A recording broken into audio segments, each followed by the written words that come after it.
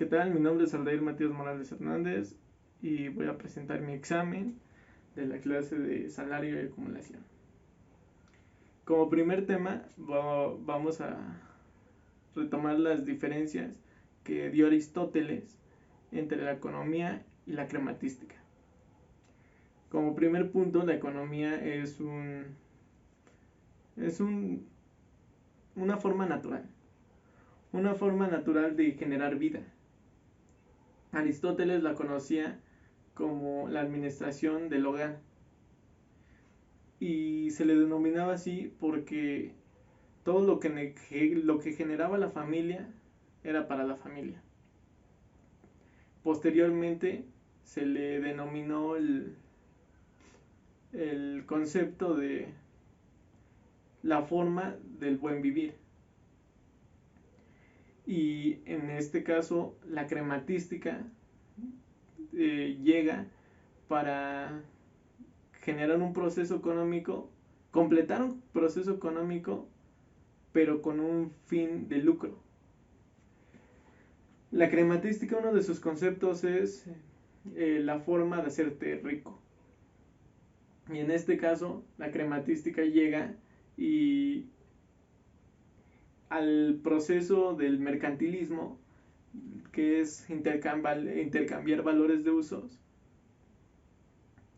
una persona ya buscaba un beneficio más. Ya estaba a costas de que una persona debía estar arriba teniendo un mayor beneficio y otra persona abajo que no disfrutaba el mismo beneficio. En sí la crematística tiene un mismo concepto en lo que es economía, pero el fin cambia. Ya no solo es dar vida, sino es obtener un mayor beneficio. Como segundo tema vamos a encontrar una unión en lo que es la deidad griega del dios Jano y el concepto de economía formal. Primero vamos a ver la deidad del dios Jano, que tenía dos caras, un rostro generoso y en la otra cara un terrible rostro que podía interpretarse como conflicto. En este caso, antes no había un concepto como tal de economía. También se va generando un concepto de política, un concepto erróneo en el cual la persona que estaba en el poder decía que podía ayudar a todos, pero cuando realmente solo se ayudaba a él mismo. Y también antes se tenía esa idea de ¿para qué sirve el poder si no puedes abusar de él? Y poniéndolo en unión a lo que es ahora la economía formal. La economía formal ya va más apegada a leyes, a moralidades, lo que antes no había. Y por parte de la deidad de Jano, solo estaba presente el rostro de odio, el rostro de que una persona solo puede tener el poder. Y eso sería como tal la relación del dios Jano y el concepto de economía formal.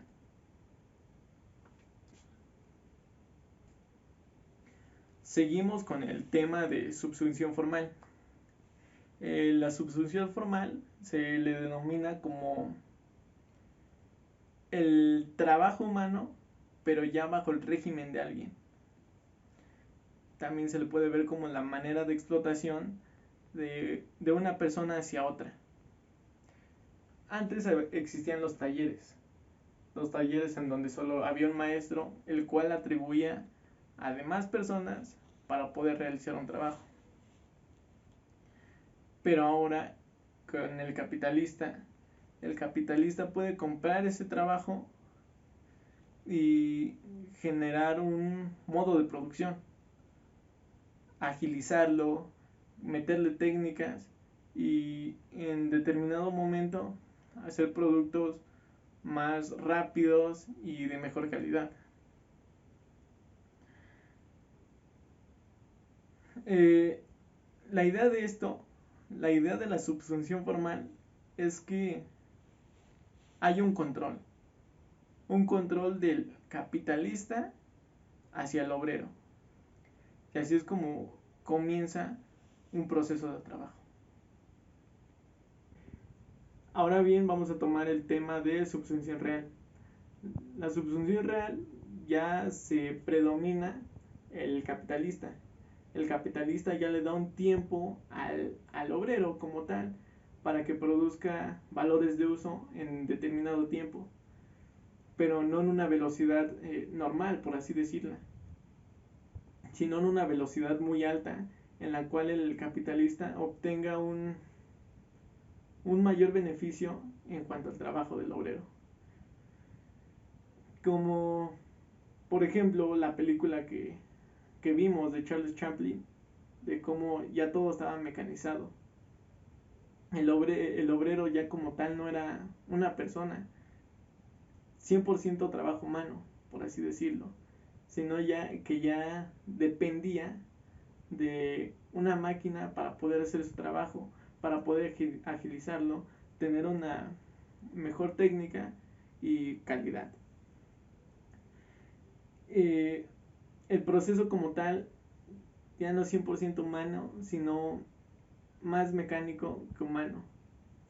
El, el humano depende de la máquina para poder trabajar. Y por esta parte sería todo de subsunción real. Continuamos con la fuerza con la fuerza productiva social. En este caso, el capitalista ya tiene, bueno, como tal ya estaba el proceso.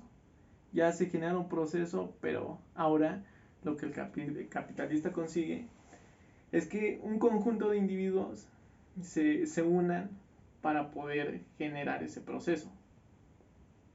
En este caso, un obrero vende su fuerza de trabajo como mercancía al capitalista. Y este capitalista lo une a otra persona que hizo lo mismo y hace un proceso. Ya es una mercancía un conjunto de mercancías que está trabajando para el capitalista, para generar un bien común.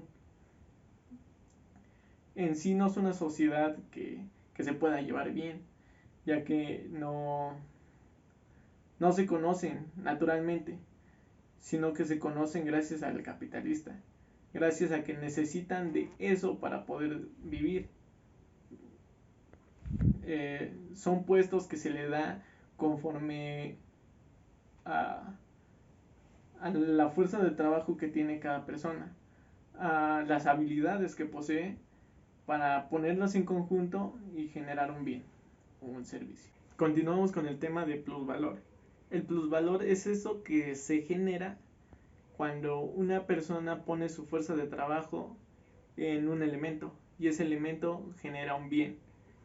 Y ese bien, teniendo ese plusvalor, el plusvalor se lo queda al capitalista cuando realmente, como es generado por el obrero, debería ser del obrero. Pero ese plusvalor se lo queda al capitalista con la idea de que como el capitalista da herramientas, da el elemento, da la materia prima, se lo puede quedar el capitalista, cuando realmente no, como la persona que trabajó haciéndolo, gastó su fuerza de trabajo, le pertenece. Y ahora bien, el plusvalor absoluto es cuando el capitalista quiere obtener más de un obrero,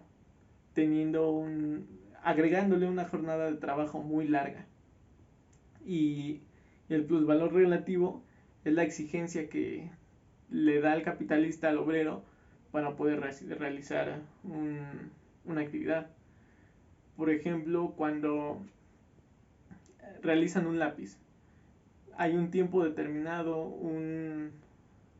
una técnica en específico, pero lo que en este caso busca el capitalista es que pueda incrementar esa actividad, ese trabajo, para que pueda generar el doble en el menor tiempo posible.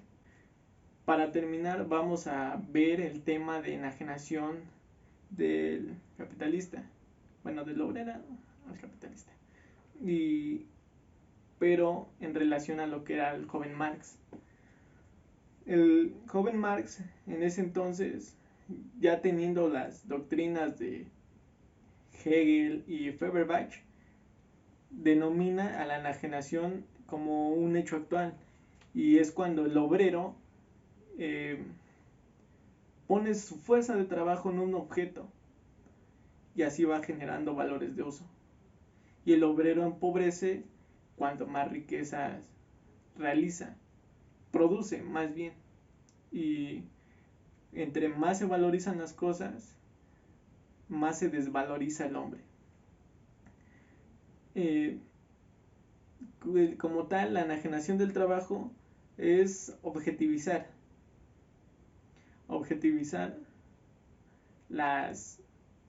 los productos, y hay tres tipos de enajenación, y posteriormente a ellos se va creando un cuarto. La enajenación del obrero en producto de su trabajo, y eso es el resultante. Ya está una cosa, vamos a poner una materia prima. El obrero pone su fuerza de trabajo en esa materia prima y ya se crea un producto. Esa fuerza de trabajo ya no le pertenece al obrero, sino ya le pertenece a ese objeto.